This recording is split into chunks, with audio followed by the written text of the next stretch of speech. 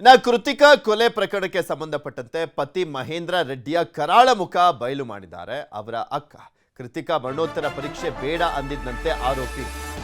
ಕೃತಿಕಾ ಮರಣೋತ್ತರ ಪರೀಕ್ಷೆ ಬೇಡ ಮಾಡೋದು ಅಂತ ಆರೋಪಿ ಇದನ್ನಲ್ಲ ಅವನು ಹೇಳಿದ್ದಂತೆ ಮಹೇಂದ್ರ. ಆದರೆ ಕೃತಿಕಾ ಅವರ ಅಕ್ಕ ಬಿಟ್ಟಿಲ್ಲ. FSL ರಿಪೋರ್ಟ್ ಬಂದ ನಂತರ ಆತನ ಕ್ರೌರ್ಯ ಗೊತ್ತಾಗಿದ್ದು. ನನ್ನ ತಂಗಿ ಕೃತಿಕಾಗೆ ಆತ ಮಾನಸಿಕ ಹಿಂಸೆಯನ್ನ ಕೊಡ್ತಾ ಇದ್ದ ಅಂತ ನ್ಯೂಸ್ 18ಗೆ ಕೃತಿಕಾ ಅಕ್ಕ ನಿಖಿತಾ ರೆಡ್ಡಿ ಅವರು ಹೇಳಿಕೆಯನ್ನು ಕೊಟ್ಟಿದ್ದಾರೆ. ಅವರು ಕೂಡ ಡಾಕ್ಟರ್. ಇವ್ರ ಫ್ಯಾಮಿಲಿ ಎಲ್ಲ ಆಲ್ಮೋಸ್ಟ್ ಎಲ್ಲ ಡಾಕ್ಟರ್ ಇದ್ದಂಥವ್ರು, ವೆಲ್ ಎಜುಕೇಟೆಡ್ ಫ್ಯಾಮಿಲಿ ಇದು.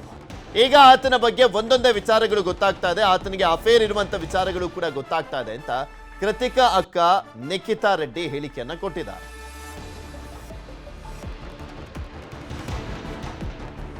ಅವ್ರು ಏನ್ ಮಾತನಾಡಿದ್ದಾರೆ ನ್ಯೂಸ್ 18 ಜೊತೆ ನೋಡಿ.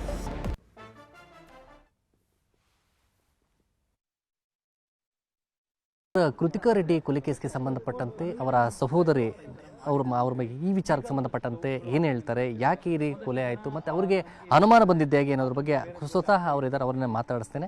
ಮೇಡಮ್, ನಿಮಗೆ ಅಂದರೆ ನೀವು ಕೂಡ ಡಾಕ್ಟರು, ನಿಮ್ಮ ಸಿಸ್ಟರ್ ಕೂಡ ಡಾಕ್ಟ್ರು, ಬಟ್ ಅಂದರೆ ಎಲ್ಲರೂ ಕೂಡ IV ಕೈಗೆ ಹಾಕುವಂಥದ್ದು, ಬಟ್ ಆದರೆ ಕಾಲ್ಗೆ ಹಾಕ್ತಾರೆ ಅಂತ ಹೇಳಿದರು. ಆದರೆ ನಿಮಗೆ ಅದ್ರ ಬಗ್ಗೆ ಅನುಮಾನ ಬರಲಿಲ್ವಾ, ಯಾಕೆ ಕಾಲ್ಗೆ ಹಾಕ್ತಾ ಇದ್ದಾರೆ ಏನು ಅಂತ? ಅವ್ನ ಕಾಲ್ಗೆ ಇಲ್ಲಿ ಹಾಕಿಲ್ಲ, ಅವ್ನ ಮನೆಯಲ್ಲಿ ಹಾಕ್ಬಿಟ್ಟು ಕರ್ಕೊಂಡ್ಬಂದಿರೋದು ನಮ್ಮ ಮನೆಗೆ.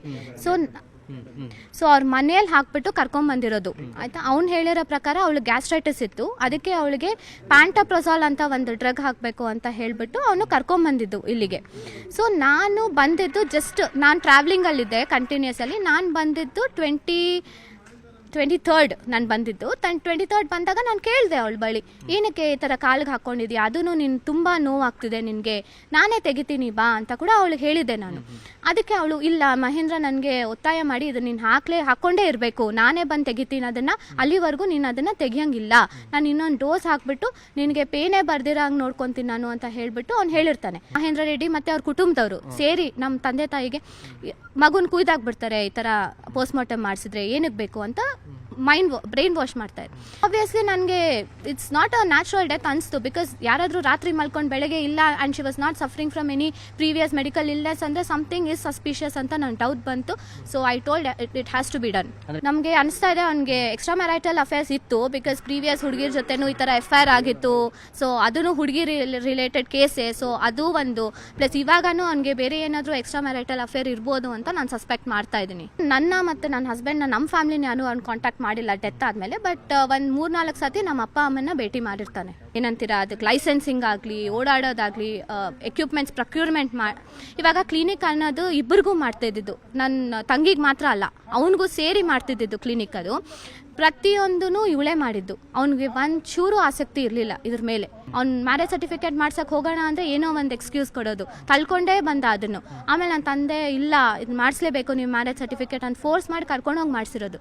ಅವಾಗವರೆಗೂ ಅವ್ನು ಮ್ಯಾರೇಜ್ ಸರ್ಟಿಫಿಕೇಟ್ ತಂಗಿ ತಿಳಿಸಿದ್ದು ಸಡನ್ನಾಗಿ ಬ್ಲಡ್ ಶುಗರ್ ಲೆವೆಲ್ಸ್ ಡ್ರಾಪ್ ಆಗ್ತಿತ್ತು ಅಂತ. ಎಲ್ಲ ಇನ್ವೆಸ್ಟಿಗೇಷನ್ಸ್ ಮಾಡಿದ್ದೀವಿ, ಎಲ್ಲ ಆಯಿತು, ಏನೂ ರೀಸನ್ ಇಲ್ಲ ಬ್ಲಡ್ ಶುಗರ್ ಲೆವೆಲ್ಸ್ ಈ ಥರ ಸಡನ್ನಾಗಿ ಡ್ರಾಪ್ ಆಗೋದಕ್ಕೆ ಏನೂ ಕಾರಣ ಇರಲಿಲ್ಲ. ಸೊ ಅದೇ. ಆ್ಯಂಡ್ ನಮ್ಮ ಆಂಟಿ ಇದ್ದಾರೆ, ಅವರು ಡಾಕ್ಟ್ರು, ಅವ್ರ ಬಳಿ ತಿಳಿಸಿರ್ತಾರೆ ನನಗೆ ರಾತ್ರಿ ಮಲ್ಕೊಂಡಾಗ ಬಟಕ್ಸ್ ಮೇಲೆ ಏನೋ ಚುಚ್ಚಿದಂಗೆ ಆಗ್ತಿದೆ ಅಂತ.